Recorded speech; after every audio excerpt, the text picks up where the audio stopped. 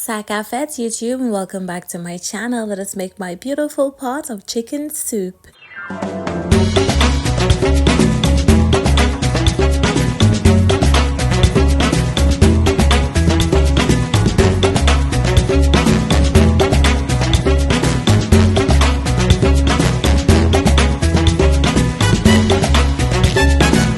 Hello my darlings, it's so nice to have you back here in my kitchen for yet another amazing recipe. We're making chicken soup and we're jumping straight into it. So here I've got half of a whole chicken and I already cleaned it. Of course, you know Terry don't play that. Gonna season with a little salt, oil, black pepper, a little bit of curry powder, all-purpose seasoning, all that good stuff. And then I'm also gonna go in with some of my homemade green seasoning in there as well. The recipe is already on my channel. You can search for Terry green seasoning. Gonna go ahead and give that a good mix and set it to a side to marinate. Now I know there's a lot of controversy around seasoning your chicken to make soup. Listen, you don't have to season it, you can season it. It's entirely up to you. You can put it in the pot and then season the pot, or you can season it and then put it in the pot, whichever method works best for you. Terry is just showing you her own method. Once the chicken was seasoned, set it to one side. For extra ingredients, we're gonna need some carrots, potatoes, this chocho that Windrush Bay sent to me. I also have some frozen spinach, and then we're gonna go ahead and assemble this. To my pan, I went in with some oil. I'm gonna go in with my chicken pieces. I'm gonna cover it for about 5 minutes, okay? Don't want to brown this. I just love the flavor that it gives when you fry down the chicken pieces for a little 5 minutes before you put everything else in. And yes, darlings, after about 5 minutes, I did go ahead and I stirred it up, okay? Stir everything up and then give it another 5 minutes, okay? So in total, the chicken will be in the pot for about 10 minutes, okay?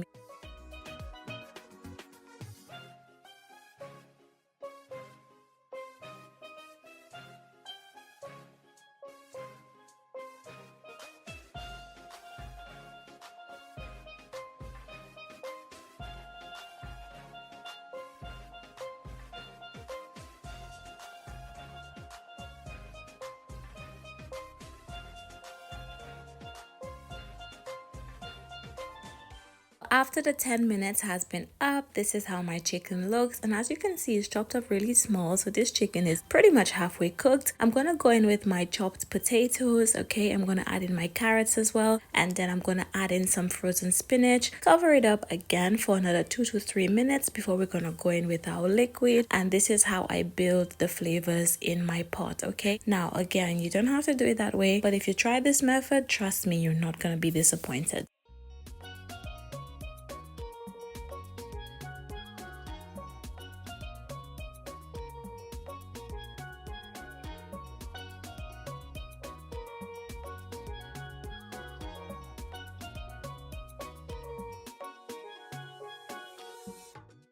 So to the same bowl that the chicken was seasoned in, I went in with about 5 cups of water, and then I just poured it in my pot like this. Guys, this is looking so good. And I am gonna go ahead and add in some thyme as well as some scotch bonnet pepper, seasoned lightly with a little salt, all-purpose seasoning and stuff like that. And yes, my darlings, go ahead and cover this up so the potatoes can cook. I'll give it about 10 minutes, and in the meantime, we're gonna work on our dumplings. So I'm gonna go in with about a cup of plain flour, followed by about 2 to 3 heaping tablespoons of cornmeal. I'm going to add in a pinch of salt and some mixed herbs, and then we're going to go ahead and gradually add in some liquid to form some beautiful dumplings. Now the salt and mixed herbs in there is optional, but again, this is how Terry does it, and it works really well, and I love it so very much, okay? Now, add in your water gradually until you have a nice dough, and I'm just going to show you how I roll out one of my dumplings just to show you the shape I'm going for. You can roll it out flat or thin to make spinners, but I prefer my nice round dumplings that can just fit in your mouth in a single bite, and whew, so good. Once the dumpling is ready, I'm going to let it rest for about 5 minutes, and then we're going to go ahead and add it to the pot.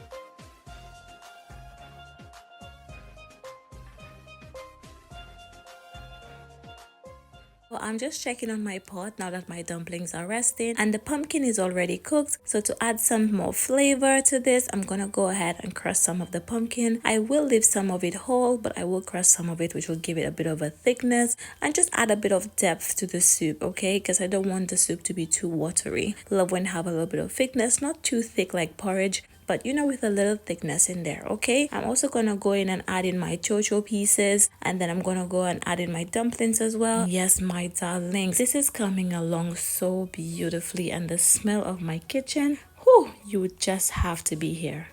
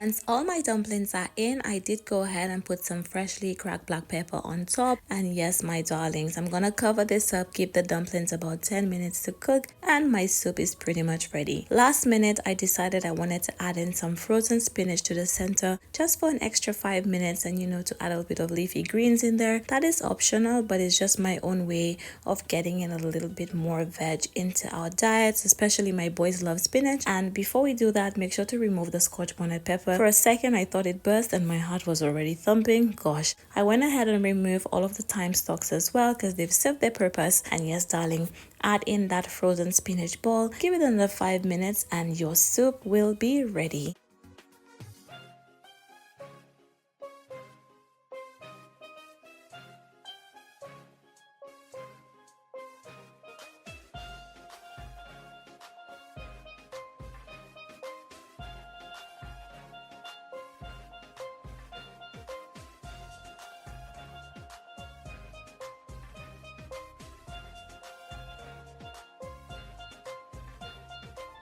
So after a total of about 40 to 45 minutes, my soup is ready. And listen, when I tell you this is so flavorful, guys, it's so tasty. I did go ahead and serve up a nice bowl once it was cooked, and look at how rich. Will you try this delicious soup? So it has been a pleasure having you here in my kitchen, and I can't wait to see you in my next one.